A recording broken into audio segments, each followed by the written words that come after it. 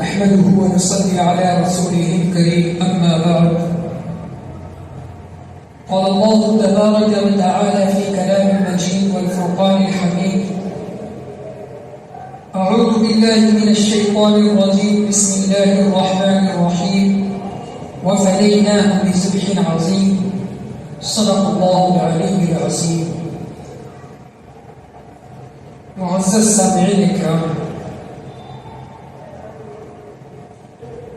میں آپ حضرات کے سامنے قربانی کے تعلق سے صرف 3 باتیں عرض کرنا چاہتا ہوں، کیونکہ قربانی تو ہم کرتے ہیں،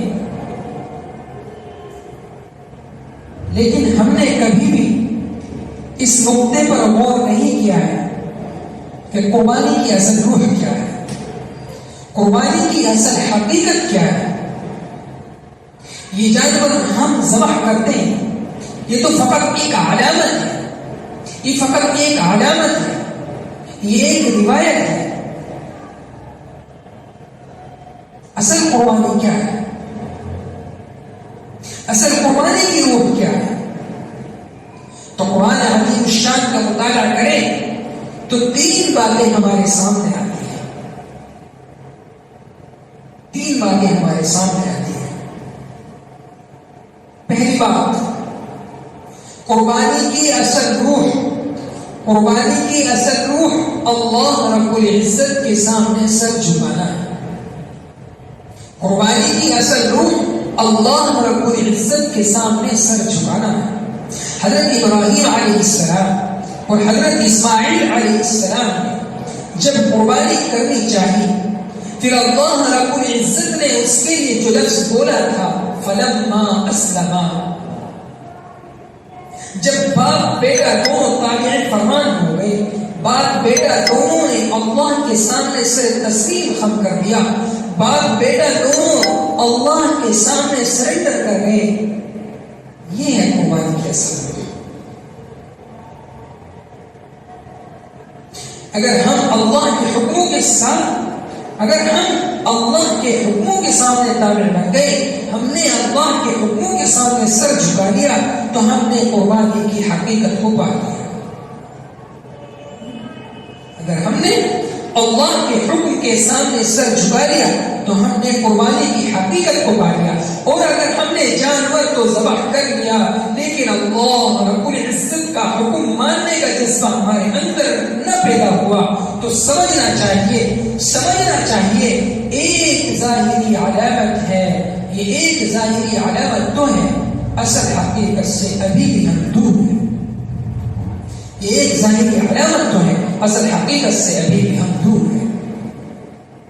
اللہ کا حکم ماننے کا جذبہ پیدا ہونا چاہیے، اللہ کا حکم ماننے کا جذبہ ہونا چاہیے۔ اور اس کی پہچان کیا ہے؟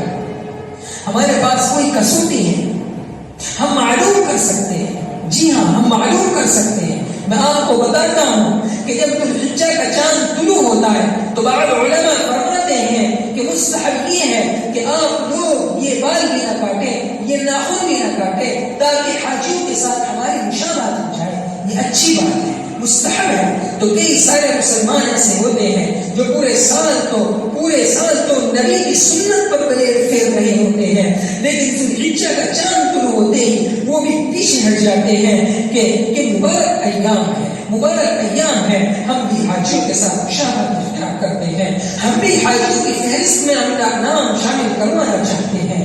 اچھا کام ہے، لیکن جو دن گزرتے رہتے ہیں یہ بال پڑ رہے ہوتے ہیں، یہاں تک کہ قربانی کے دن جب یہ بیچارے عید کی نماز پڑھنے جا رہے ہوتے ہیں تو بار بار شیشے میں دیکھ رہے ہوتے ہیں کہ یہ بال میرے چہرے پر بالکل بھی اچھے نہیں لگتے۔ بیوی دیکھتی ہے تو بیزاری کا اظہار کرتی ہے کہ بال آپ کے بڑے ہو چکے ہیں، شیو آپ کی بڑی ہو چکی ہے، تو شیو کم کروانی چاہیے۔ اب ان بیچاروں کا برا حال ہو رہا ہوتا ہے، بار بار خواہش بھی کر رہے ہوتے ہیں اور تنگی محسوس کرتے ہیں کہ یہ بال بالکل ناگوار ہے، اور چاہت یہ ہوتی ہے کہ جلدی عید کی نماز ہو، جلدی قربانی ہو، تاکہ میں جلدی چہرے کے اوپر نبی کی سنت پر پریڈ پھیر دوں۔ اور نتیجہ یہ نکلتا ہے کہ جو ہی عید کی نماز سے فارغ ہوتے ہیں اب فوراً قصائی کو فون کر رہے ہوتے ہیں کہ جلدی کرو، جلدی پہنچو۔ مقصد کیا ہوتا ہے کہ مزید میرے سے برداشت نہیں ہوتے، کہ سنت کے بارے میں چہرے میں مزید مجھ سے برداشت نہیں ہوتے۔ ادھر قصائی جانور کے گلے میں چھری چلا رہا ہوتا ہے، ادھر مسلمان اپنے چہرے کے بال اپنے نبی کی سنت پر بنے پھیر رہا ہوتا ہے۔ جس نالی کے اندر جانور کا خون بہ رہا ہوتا ہے، اسی نالی کے اندر نبی کی سنت کے بال بھی اسی وقت تیر رہے ہوتے ہیں۔ گویا کہ ہم نے جانور کی قربانی کے ساتھ ساتھ نبی کی سنت کو بھی قربان کر دیا۔ پتہ چل گیا کہ فلما اسلما کا جو لفظ ہے ابھی تک ہم فکر نہیں آ رہا، ابھی تک ہم حقیقی معنی میں اللہ کے حکم کے سامنے سر نہیں جھکا سکے، ابھی تک ہم اللہ کے حکم کے سامنے سر نہیں جھکا سکے۔ عید کے دن ہماری مائیں بہنیں گھروں سے نکل پڑتی ہیں، پر ٹھن کر سمر کر سج کے اور غیروں کو اپنی طرف متوجہ کرتے ہوئے گلیوں میں پھر رہی ہوتی ہے، دعوت گناہ دے رہی ہوتی ہے۔ میرے بھائیوں تو سمجھنا چاہیے، قربانی تو کر لی بہن نے، قربانی تو کر لی اماں نے، لیکن بیچاری ابھی قربانی کی اصل حقیقت سے دور ہے۔ جہاں پر ہم جانور کے گلے پر چھری چلا رہے ہوتے ہیں، وہاں پر ہم اپنی نفسانی خواہشات پر بھی چھری چلا سکیں۔ اگر ہم نے نفسانی خواہشات پر چھری نہیں چلائی، اسی عید کے دن ہم نے گناہوں کا سلسلہ چلایا، تو ہمیں یہ ماننا پڑے گا کہ ہم نے قربانی کا جانور تو ذبح کر دیا، 5 لاکھ کا جانور تو میں نے ذبح کر دیا، لیکن اپنے نفس کو میں قابو میں نہ لا سکا، چنانچہ جانور کے گلے پر چھری چلانی ہے تو اس کے ساتھ ساتھ اپنے نفس کی خواہشات کو بھی ذبح کر دیں۔ صرف جانور ہی قربان مت کیجیے، بلکہ حسد، گھمنڈ، ضد، بدگمانی، کینہ سب قربان کر ڈالیے۔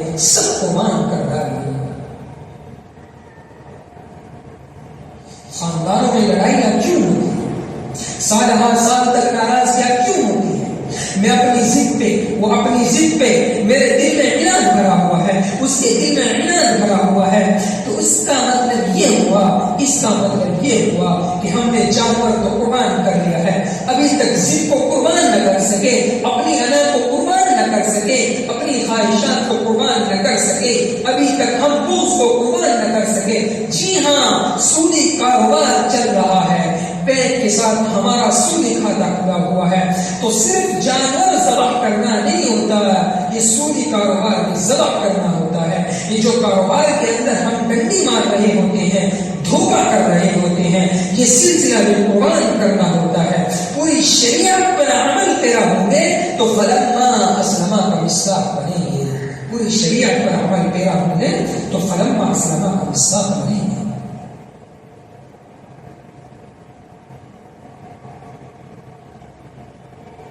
بندہ کامل و مکمل تابعدار بن جائے، سر کے بالوں سے لے کر پاؤں کے ناخنوں تک اللہ رب العزت کے حکم کے سامنے سر جھک جائے، تابعدار ہو جائے، اللہ کے حکم کا تابعدار ہو جائے، اللہ کے حکم کا تابعدار ہو جائے، تب جا کر ہم فلما اسلما کے مصداق،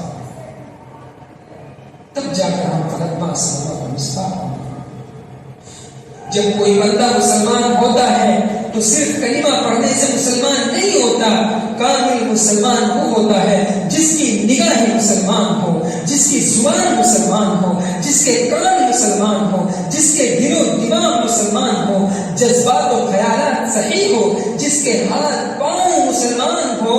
کامل مسلمان وہی کہلاتا ہے۔ فلما اسلما کا یہی معنی ہے،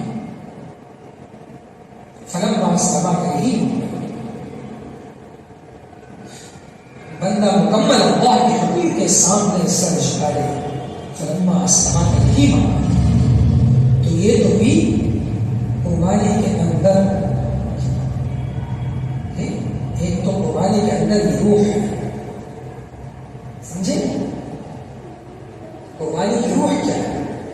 کیا ہے؟ اللہ کے حکم کے سامنے سر جھکا دینا، یہ قربانی کی روح ہے۔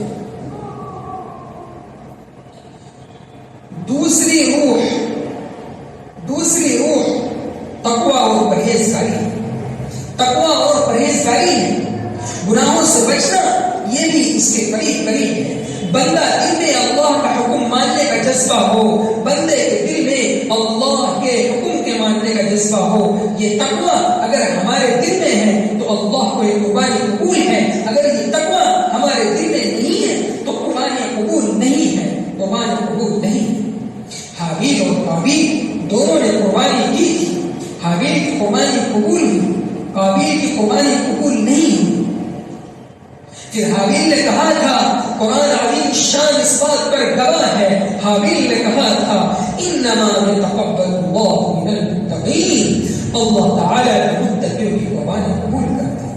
انما يتقبل اللہ من المتقین، اللہ تعالیٰ متقیوں کی قربانی قبول کرتا ہے۔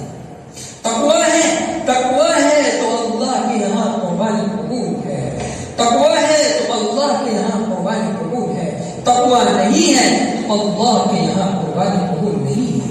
لن ينال الله لحومها ولا دماؤها ولكن يناله التقوى منكم، اللہ کو قربانی کا گوشت نہیں پہنچتا، خون نہیں پہنچتا، اللہ کو تمہارے دل کے جذبات پہنچتے ہیں۔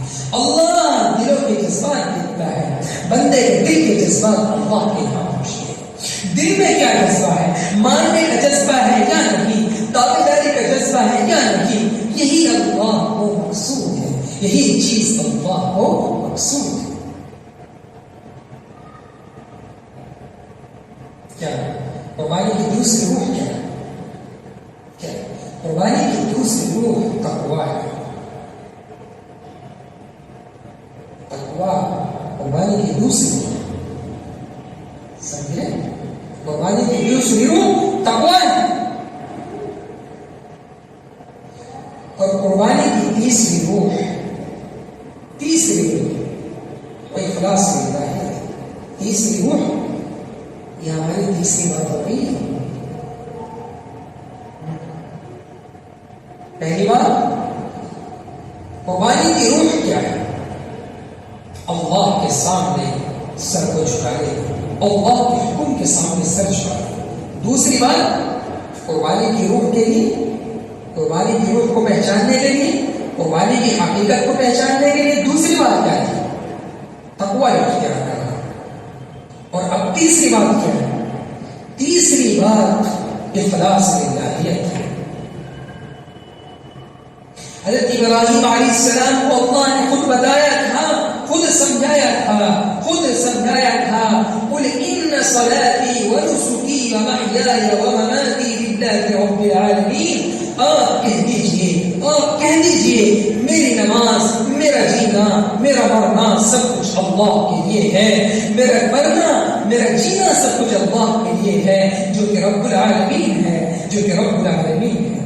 اسی کو کامل بندگی کہتے ہیں۔ میرا جینا بھی اللہ کے لیے، میرا مرنا بھی اللہ کے لیے، میرا سونا بھی اللہ کے لیے، میرا جاگنا بھی اللہ کے لیے۔ میں بولتا ہوں تو اللہ کے لیے، کسی کے ساتھ دوستی کرتا ہوں تو اللہ کے لیے، کسی کے ساتھ دشمنی کرتا ہوں تو اللہ کے لیے، کسی کو کچھ دیتا ہوں تو اللہ کے لیے، کسی سے کچھ دیتا ہوں تو اللہ کے لیے، کسی کو رشتہ دیتا ہوں تو اللہ کے لیے، رشتہ لیتا ہوں تو اللہ کے لیے، بچی کی تربیت کرتا ہوں تو اللہ کے لیے، شادی خانی کرتا ہوں تو اللہ کے لیے۔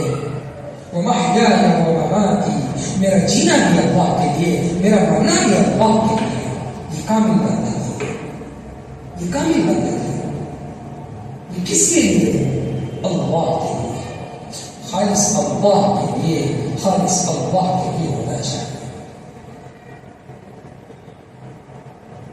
دل میں اخلاص اور الہیت کا جذبہ ہے۔ بظاہر چھوٹا نظر آنے والا جانور اگر دل میں اخلاص اور الہیت کا جذبہ ہے تو بظاہر چھوٹا نظر آنے والا جانور اللہ رب العزت کے یہاں ترازو میں احد پہاڑ سے زیادہ بھاری ثابت ہوگا۔ اگر دل میں اخلاص ہے، اگر دل میں اخلاص اور الہیت کا جذبہ ہے، اور اگر دل میں اخلاص نہیں ہے، للہیت نہیں ہے، تو ہاتھی کے برابر کا تیل بھی اللہ کے یہاں مچھر کے پر کے برابر بھی تصور نہیں ہوتا اگر دل میں اخلاص نہیں ہے۔ اس لیے اخلاص ہونا چاہیے، للہیت ہونی چاہیے۔ یہ قربانی کی اصل روح ہے، یہ قربانی کی اصل روح ہے۔ ہم نے اگر ان تین روح کو پا لیا، اگر ان تین روح کو ہم نے پا لیا تو ہم نے قربانی کی حقیقت کو سمجھ لیا۔ اور اگر یہ نہیں ہے، اگر یہ نہیں ہے، تابعداری کا جذبہ نہیں ہے، پرہیزگاری نہیں ہے، اخلاص و للہیت نہیں ہے، تو پھر ہمیں ماننا چاہیے کہ ظاہری علامت کے طور پر ہم نے جانور کو ذبح کر دیا ہے، لیکن قربانی کی حقیقت ابھی تک ہم نہیں پا سکے، ابھی تک ہم قربانی کی حقیقت نہیں پا سکے۔ اس لیے کوشش کیجیے کہ اپنی قربانی اس طرح کرے کہ اللہ کے یہاں مقبول ہو جائے۔ قربانی اس طرح کرے کہ اللہ کے یہاں مقبول ہو جائے۔ قربانی کے لیے اپنے اندر تقویٰ پیدا کیجیے، اخلاص للہیت پیدا کیجیے، اللہ کے حکم کے سامنے سر جھکا لیجیے۔ یہ تین باتیں اپنے اندر پیدا کر لیجیے، انشاءاللہ اللہ کے یہاں آپ کی قربانی قبول ہوگی۔ اللہ تعالی ہم سب کو سمجھنے اور عمل کرنے کی توفیق عطا فرمائے۔ بس یہی تین بات تھی، یہی عرض کرنی تھی، یہی تین بات تھی بس۔ باقی دعوانا الحمدللہ رب العالمین۔